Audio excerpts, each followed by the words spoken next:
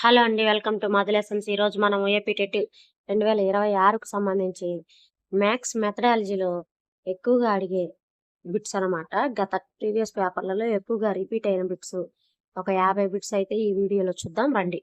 గణితం అంటే అవసరమైన ముగింపులను రాబట్టే శాస్త్రం అని నిర్వచించినది ఎవరు? Benjamin Peirce, Locke, Kant, Galileo. Answer Benjamin Peirce. గణితాన్ని తార్కిక ముగింపులను రాబట్టే శాస్త్రం. Mathematics is the science that draws necessary conclusions నిర్వచించారు. మానవుని మేధస్సులో స్థిరపడిన ఆలోచన అలవాటే గణితం అని చెప్పిన తత్వవేత్త ఎవరు? హెబ్బేక్, Hogben, Locke, Bacon, Descartes. Answer John Locke. John Locke ప్రకారం పిల్లల మనసులో తార్కిక ఆలోచన ధోరణిని పెంపొందించే మార్గమే గణితము. గణితం అనేది నాగరికతకు అద్దం లాంటిది అని అన్నది ఎవరు? Plato, Hogben, Kant, Young. Answer Hogben. Hogben గణితం యొక్క సాంస్కృతిక విలువను వివరిస్తూ ఈ వ్యాఖ్యానం చేశారు. సమస్త శాస్త్రాలకు గణితం ప్రవేశ ద్వారం మరియు తాళం చెవి అని పేర్కొన్న శాస్త్రవేత్త ఎవరు? Roger Bacon, Galileo, August Kant, Bertrand Russell. Answer Roger Bacon. ఆధునిక విజ్ఞాన శాస్త్రాలన్నింటికీ గణితమే పునాది అని ఆయన స్పష్టం చేశారు. క్రింది వాటిలో గణితం యొక్క ముఖ్య లక్షణం కానిది ఏది? ఖచ్చితత్వం, అమూర్తత, సంశయాత్మకత, తార్కికత. ఆన్సరు సంశయాత్మకత. ఎందుకంటే సందేహానికి గణితంలో తావుండదు. సంపూర్ణ ఖచ్చితత్వాన్ని కలిగి ఉంటుంది గణితం అనేది. నిత్య జీవితంలో బడ్జెట్ తయారు చేసుకోవడం, ఖర్చులను లెక్కించడం అనేది గణితం యొక్క ఏ విలువకు సంబంధించినది? నైతిక విలువ, ప్రయోజనాత్మక విలువ, క్రమశిక్షణ విలువ, సౌందర్యాత్మక విలువ. ఆన్సరు ప్రయోజనాత్మక విలువ. సమాజంలో బ్రతకడానికి, దైనందిన ఆర్థిక లావాదేవీలు నిర్వహించడానికి ఉపయోగపడే గణిత జ్ఞానం ప్రయోగాత్మక లేదా ఉపయోగిత విలువ కిందకు వస్తుంది. ఒక విద్యార్థి గణిత సమస్యను సాధించడంలో విఫలమైనప్పుడు పట్టుదలతో మళ్ళీ మళ్ళీ ప్రయత్నించి సాధించాడు. ఇందులో పెంపొంది విలువ ఏది? సౌందర్యాత్మక విలువ, సాంస్కృతిక విలువ, క్రమశిక్షణ విలువ, విరామకాల సద్వినియోగ విలువ. ఆన్సరు క్రమశిక్షణ విలువ. ఎందుకంటే పట్టుదల, ఏకాగ్రత, క్రమశిక్షణ మరియు స్వయం శక్తి అనేవి క్రమశిక్షణ విలువలను సూచిస్తాయి. తర్వాత బ్లూమ్స్ విద్యా లక్ష్యాల వర్గీకరణలో జ్ఞానాత్మక రంగంలోని అత్యున్నత స్థాయి లక్ష్యం ఏది? జ్ఞానం, అవగాహన, మూల్యాంకనం, సంశ్లేషణ. ఆన్సర్ మూల్యాంకనం. జ్ఞానాత్మక రంగంలో కింది స్థాయి లక్ష్యం జ్ఞానం కాగా అత్యున్నత స్థాయి లక్ష్యం మూల్యాంకనం. విద్యార్థి రెండు జ్యామితీయ పటాల మధ్య గల తేడాలను గుర్తించారు. ఇది ఏ విద్యా ప్రమాణానికి లేదా లక్ష్యానికి చెందుతుంది? జ్ఞానం, అవగాహన, వినియోగం, నైపుణ్యం. ఆన్సరు అవగాహన.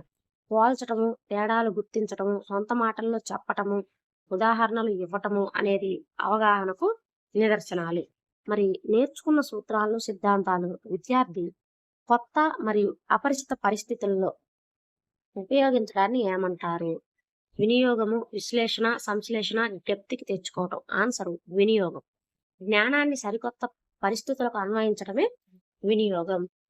విద్యార్థి జ్యామితి పెట్టెలో పరికరాలను ఉపయోగించి వృత్తాన్ని ఖచ్చితంగా గీచాడు. ఇది ఏ రంగానికి చెందిన లక్ష్యం? జ్ఞానాత్మక రంగం, భావావేశ రంగం, మానసిక చలనాత్మక రంగం, సాంఘిక రంగం. ఆన్సర్ మానసిక చలనాత్మక రంగం. చేతులతో గీయటం, పరికరాలను అమర్చడం, ఖచ్చితంగా కొలవడం వంటి శారీరక నైపుణ్యాలు మానసిక చలనాత్మక రంగంలోకి వస్తాయి. బోధనా లక్ష్యాలను ప్రవర్తన రూపాల్లోకి మార్చి విద్యా లక్ష్యాల వర్గీకరణను అందించిన ప్రధాన శాస్త్రవేత్త ఎవరు? BS Blooms, Krathwohl, Simpson, Robert Mager.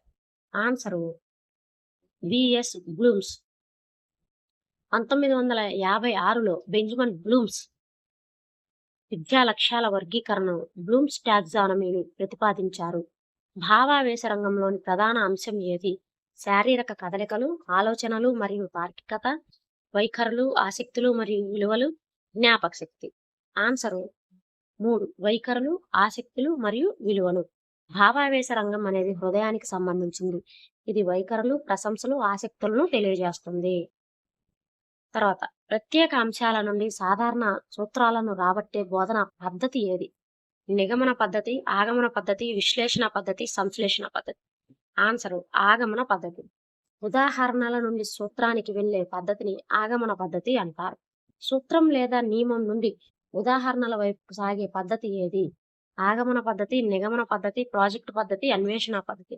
Answer నిగమన పద్ధతి. సాధారణ సూత్రం నుండి ప్రత్యేక ఉదాహరణలకు వెళ్ళే పద్ధతిని నిగమన పద్ధతి. ఇది వేగంగా సిలబస్‌ను పూర్తి చేయడానికి ఉపయోగపడుతుంది. సిలబస్‌ను వేగంగా పూర్తి చేయడానికి ఉపయోగపడే పద్ధతి ఏది అంటే నిగమన పద్ధతి. తెలియని విషయం నుండి తెలిసిన విషయానికి ప్రయాణించే తార్కిక పద్ధతి ఏది? సంశ్లేషణ, విశ్లేషణ, ఉపన్యాస, ప్రయోగశాల పద్ధతి. ఆన్సరు విశ్లేషణ పద్ధతి. విశ్లేషణ పద్ధతిలో సమస్యను విడగొట్టి నిరూపించాల్సిన సాధ్యం కాని స్థితి నుండి తెలిసిన దత్తాంశం వైపుకు వెళ్తాము. తెలిసిన విషయాల ఆధారంగా తెలియని విషయాన్ని నిరూపించే జ్యామితిలో ఎక్కువగా వాడే పద్ధతి ఏమిటి? విశ్లేషణ పద్ధతి, సంశ్లేషణ పద్ధతి, చర్చా పద్ధతి, ఆగమన పద్ధతి. ఆన్సరు సంశ్లేషణ పద్ధతి. విడివిడి భాగాలను కలిపి ఒక ముగింపునకు వస్తాం. ఇది దత్తాంశం నుండి సారాంశం వైపుకు సాగుతుంది. కిల్ ప్యాట్రిక్ ప్రతిపాదించిన బోధన పద్ధతి ఏమిటి?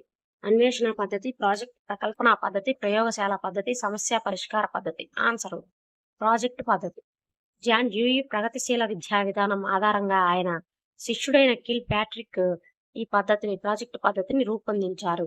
అన్వేషణ పద్ధతిని ప్రవేశపెట్టింది ఎవరు? HE Armstrong, Skinner, Thorndike, Rousseau. Answer Armstrong. హ్యూరిస్కో అంటే నేను కనుగొంటాను అని అర్థం. విద్యార్థిని ఒక పరిశోధకుడి స్థానంలో ఉంచే ఈ పద్ధతి ఆర్మ్స్ట్రాంగ్ ప్రతిపాదించాడు. క్రింది వానిలో ఉపాధ్యాయ కేంద్రక పద్ధతి ఏది? ప్రయోగశాల పద్ధతి, ఉపన్యాస ప్రదర్శన పద్ధతి, ప్రకల్పన పద్ధతి, అన్వేషణ పద్ధతి. ఆన్సరు ఉపన్యాస ప్రదర్శన పద్ధతి. ఉపన్యాస మరియు ప్రదర్శన పద్ధతుల్లో ఉపాధ్యాయుడు చురుగ్గా ఉంటాడు, విద్యార్థులు నిష్క్రియ శ్రోతలుగా ఉంటారు. కరికులం అనే పదం ఏ భాషా పదం నుండి ఉద్భవించింది? Greek, Latin, French, German. Answer Latin. Latin భాషా పదమైన కరిరే పరుగు పందెం మైదానం నుండి కరికులం అనే పదం వచ్చింది. ఒకే తరగతి గదిలో విభిన్న చాప్టర్లు పరస్పర సంబంధం కలిగిస్తూ బోధించడాన్ని ఏమంటారు? నిలువు సమన్వయం, అడ్డు సమన్వయం, బాహ్య సమన్వయం ఏది కాదు. ఆన్సరు అడ్డు సమన్వయం.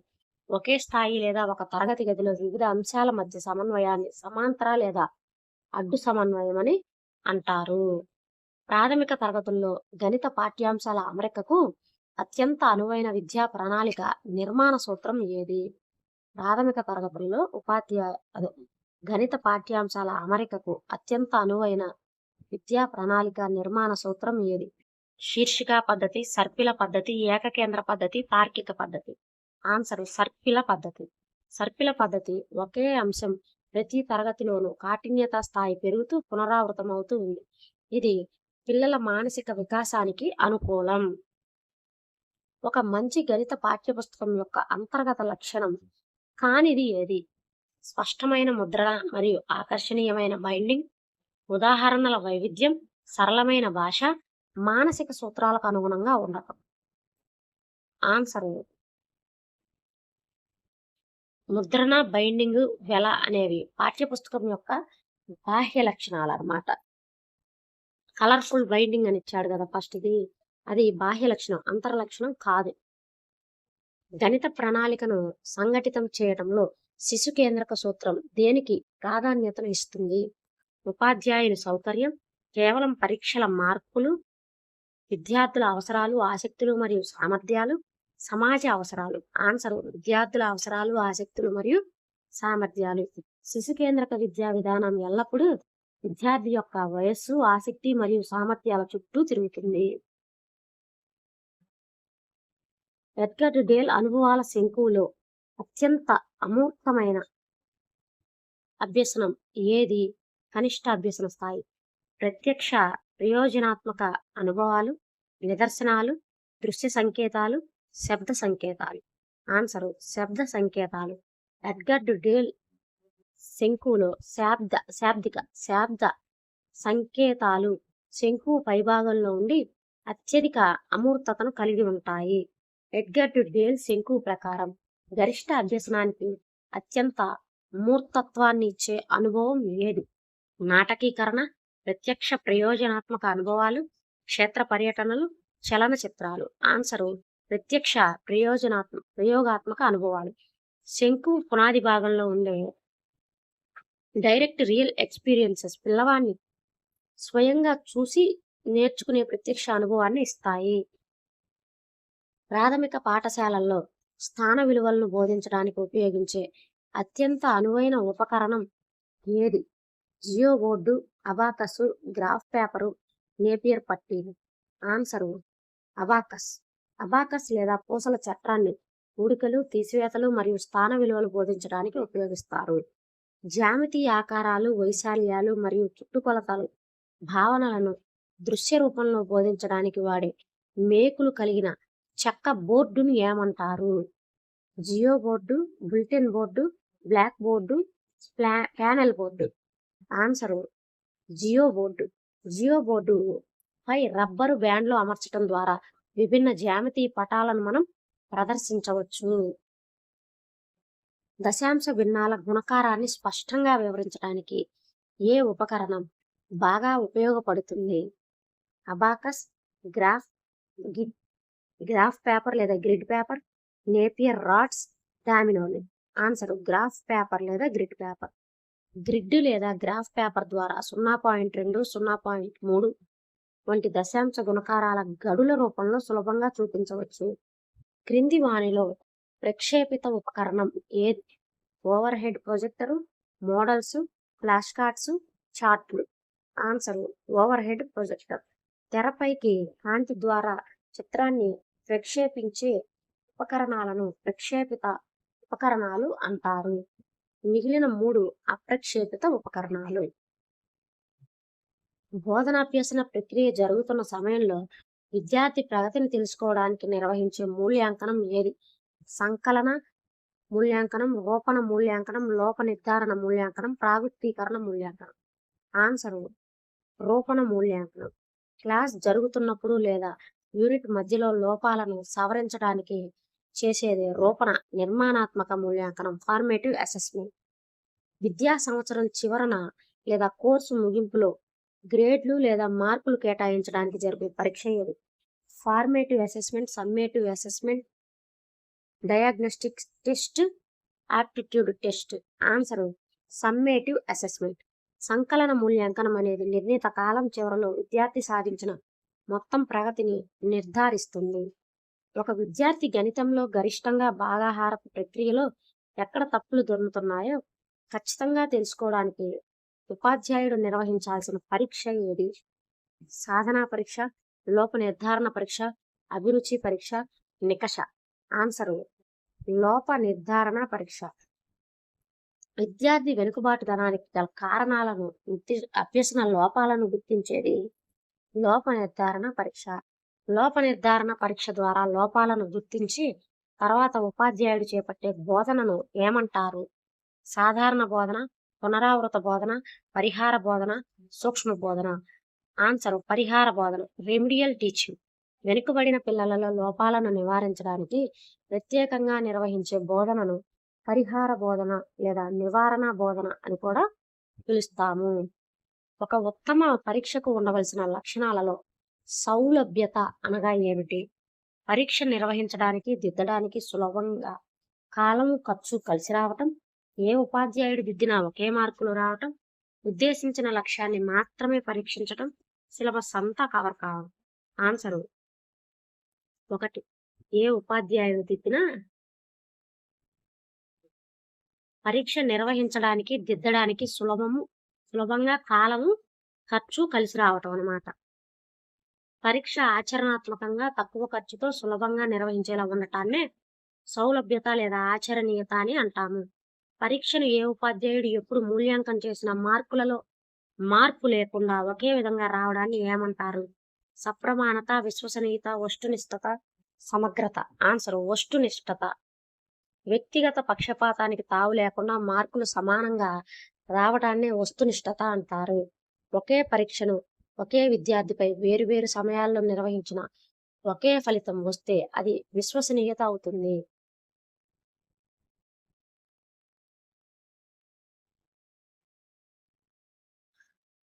ఒక పేపర్ని ఎంతమంది ఉపాధ్యాయులు దిద్దినా సరే, మార్చుకొని దిద్దినా సరే అవే మార్కులు వస్తే దాన్ని వస్తు నిష్ఠత అంటారు. అలాగే ఒకే పరీక్షను ఒకే విద్యార్థి వేరు వేరు సమయాల్లో ఎన్నిసార్లు వాడు పరీక్ష రాసినా అదే ఫలితం వస్తే దాన్ని విశ్వసనీయత అంటారు. తేడా గమనించాలి. ఎంతమంది ఉపాధ్యాయులు ఒక పేపర్ని దిద్దినా సరే అవే మార్కులు వస్తేనేమో వస్తునిష్టత. అదే పేపర్ ఒక విద్యార్థి ఎన్నిసార్లు పరీక్ష రాసినా కానీ అయ్యే మార్కులు వస్తున్నాయి అనుకో, అది విశ్వసనీయత. అఖండ విద్యా విధానము యూనిట్ ప్లాన్లో ఒక యూనిట్ ప్రణాళికను తయారు చేసేటప్పుడు ప్రాధాన్యత ఇవ్వవలసిన అంశం ఏమిటి? కేవలం ఉపాధ్యాయుని సమయం, పరస్పర సంబంధం ఉన్న పాఠ్యాంశాల సమూహం, పాఠ్యపుస్తకం యొక్క పేజీల సంఖ్య, పీరియడ్ల సంఖ్య మాత్రమే. ఆన్సరు పరస్పరం సంబంధం ఉన్న పాఠ్యాంశాల సమూహము. యూనిట్ ప్రణాళిక అనేది పరస్పరం సంబంధం ఉన్న అర్థవంతమైన పాఠ్యాంశాల ఒక సమూహము. ఒక ఉపాధ్యాయుడు 45 నిమిషాల కాల వ్యవధిలో తరగతి గదిలో బోధించడానికి సిద్ధం చేసుకునే ప్రణాళిక ఏది? వార్షిక ప్రణాళిక, పీరియడ్ ప్లాన్, విషయ ప్రణాళిక, మాస ప్రణాళిక. ఆన్సరు పీరియడ్ ప్లాన్ లేదా లెసన్ ప్లాన్. ఒక నిర్దిష్ట పీరియడ్ సమయం 40 నుంచి 45 నిమిషాల్లో బోధించే అంశాల వివరాన్ని పీరియడ్ ప్రణాళిక అని అంటాము. సున్నాని కనుగొనటం మరియు ఆర్యభట్టీయం అనే గ్రంథాన్ని రచించిన ప్రాచీన భారతీయ గణిత శాస్త్రవేత్త ఎవరు? భాస్కరాచార్యుడు, బ్రహ్మగుప్తుడు, ఆర్యభట్ట, శ్రీనివాస రామానుజన్. ఆన్సరు ఆర్యభట్ట. ఆర్యభట్ట ప్రాచీన భారతదేశపు గొప్ప ఖగోళ మరియు గణిత శాస్త్రవేత్త. ఈయన పై విలువను 3.1416గా లెక్కించారు. జాతీయ గణిత దినోత్సవాన్ని ఎవరి జన్మదినం సందర్భంగా జరుపుకుంటాము? ఆర్యభట్ట, శ్రీనివాస రామానుజన్, శకుంతలాదేవి, సిఆర్ రావు. ఆన్సరు శ్రీనివాస రామానుజన్. డిసెంబర్ 22న శ్రీనివాస రామానుజన్ జన్మదినాన్ని పురస్కరించుకొని గణిత దినోత్సవాన్ని జరుపుకుంటారు. రామానుజన్ సంఖ్యగా ప్రసిద్ధి చెందిన సంఖ్య ఏది? 17, 29, 16, 29, 19, 27, 27, 19. ఆన్సరు 17, 29. 17, 29 అనేది 2 వేరువేరు ఘనాల మొత్తంగా రాయగలిగే అతి చిన్న సంఖ్య. 1 క్యూబ్ ప్లస్ 12 క్యూబ్ మరియు 9 క్యూబ్ ప్లస్ 10 క్యూబ్. ఎన్సిఎఫ్ 2005 ప్రకారం పాఠశాల విద్యలో గణితం యొక్క ముఖ్య సంకుచిత లక్ష్యం ఏది? పిల్లవాని ఆలోచన సరళిని గణితీకరించటం, సంఖ్యాత్మకమైన నైపుణ్యాలు మరియు లెక్కింపులను పెంపొందించటం, జ్యామితి సిద్ధాంతాలను నిరూపించటం, ఉపాధి అవకాశాలు పెంచడం. ఆన్సర్ ఉపయోగపడే సంఖ్యా నైపుణ్యాలను అభివృద్ధి చేయటం సంకుచిత లక్ష్యం కాగా, పిల్లల ఆలోచనలో విధానాన్ని ఘనీకరించడం అనేది ఉన్నత లక్ష్యం అవుతుంది. ఆర్టీఈ యాక్ట్ 2009 ప్రకారం ప్రాథమిక పాఠశాల ఉపాధ్యాయునికి ఒక వారానికి నిర్ణయించిన కనీస పని గంటలు ఎన్ని? 40 గంటలు, 45 గంటలు, 50 గంటలు, 35 గంటలు. ఆన్సర్ 45 గంటలు. విద్యా హక్కు చట్టం 2009 ప్రకారం ఉపాధ్యాయుడు వారానికి కనీసం 45 గంటల పని వేళలను కలిగి ఉండాలి. ఎన్ఈపి 2020 ప్రకారం నూతన విద్యా విధానం విద్యా చట్టం ఏది? 2020 ప్రకారం 10+2, 5+3+3+4, 5+3+4, 8+4. ఆన్సర్ 5+3+3+4. నేషనల్ ఎడ్యుకేషన్ పాలసీ 2020 ప్రకారం 10+2 విధానాన్ని మార్చి 5+3+3+4 ఫౌండేషనల్, ప్రిపరేటరీ, మిడిల్, సెకండరీ విధానాన్ని తీసుకొని వచ్చారు. గణిత సమస్యలను సాధించడంలో లేదా అంకెలను గుర్తించడంలో తీవ్ర ఇబ్బంది పడే విద్యార్థి ఏ అభ్యసన వైకల్యంతో బాధపడుతున్నాడు? Dyslexia, dysgraphia, డిస్కాల్కులియా, aphasia. ఆన్సరు డిస్కాల్కులియా. గణిత సంబంధిత లోపాలను డిస్కాల్కులియా అంటారు. డిస్లెక్సియా అనేది పఠన లోపము, డిస్గ్రాఫియా అనేది లేఖన లోపం. ఒక చతురస్రాన్ని చూపించి ఇది ఏ ఆకారం అని అడిగినప్పుడు విద్యార్థి చతురస్రం అని సరిగ్గా గుర్తించాడు. వ్యాన్ హీలే జ్యామితి ఆలోచన స్థాయిల ప్రకారం విద్యార్థి ఏ స్థాయిలో ఉన్నాడు? స్థాయి 0 దృశ్యీకరణ, స్థాయి 1 విశ్లేషణ, స్థాయి 2 అనధికారిక నిగమనం, స్థాయి 3 అధికారిక నిగమనం. ఆన్సర్ స్థాయి 0. పటాల రూపాన్ని చూసి కేవలం పేరును గుర్తించడం అనేది ప్రాథమిక స్థాయి అయిన దృశ్యీకరణ స్థాయి 0 కిందకు వస్తుంది. లీలావతి గణితం అని ప్రసిద్ధ గణిత గ్రంథాన్ని రచించినది ఎవరు? రెండవ భాస్కరాచార్య, వరాహమిహిరుడు, మహావీరాచార్య, శ్రీధరుడు. ఆన్సరు రెండవ భాస్కరాచార్యుడు. అంటే భాస్కరాచార్యుడు తన కుమార్తె లీలావతి పేరు మీద లీలావతి గణితం అనే ప్రసిద్ధ సిద్ధాంత గ్రంథాన్ని రాశారు. గణిత క్లబ్ నిర్వహించడం వల్ల విద్యార్థులలో ప్రధానంగా పెంపొందేది ఏమిటి? పరీక్షలలో ఎక్కువ మార్కులు సాధించటం, సృజనాత్మకత మరియు గణితంపై సానుకూల వైఖరి, కేవలం ఉపాధ్యాయుడికి సహాయపడటం, తరగతి గది క్రమశిక్షణ. ఆన్సర్ సృజనాత్మకత మరియు గణితంపై సానుకూల వైఖరి. గణిత క్లబ్లు, క్విజ్లు, పజిల్స్ ద్వారా విద్యార్థుల్లో విరామ కాలాన్ని సద్వినియోగం చేసుకోవటం మరియు సృజనాత్మక ఆలోచనలు పెరుగుతాయి. క్రింద పేర్కొన్న వాటిలో ఏది బోధనా సూత్రం కాదు? మూర్తం నుండి అమూర్తానికి, తెలిసిన విషయం నుండి తెలియని విషయానికి, క్లిష్టమైన అంశం నుండి సరళమైన అంశానికి, సరళమైన అంశం నుండి క్లిష్టమైన అంశానికి. ఆన్సర్ క్లిష్టమైన అంశం నుండి సరళమైన అంశానికి. బోధన ఎల్లప్పుడూ సులభమైన అంశాల నుండి కఠినమైన అంశాల వైపు సాగాలి, కానీ క్లిష్టమైన అంశం నుండి సరళమైన అంశానికి వెళ్ళటం సరైన బోధనా సూత్రం కాదు. ఇవి గణిత బోధన పద్ధతులు, గణిత మ్యాథ్స్ మెథడాలజీకి సంబంధించి రిపీటెడ్గా అడిగే ప్రశ్నలు అనమాట. వీడియో నచ్చినట్టయితే లైక్ చేయండి, షేర్ చేయండి, అలాగే మన ఛానల్ని సబ్స్క్రైబ్ చేసుకోండి. Thank you for watching.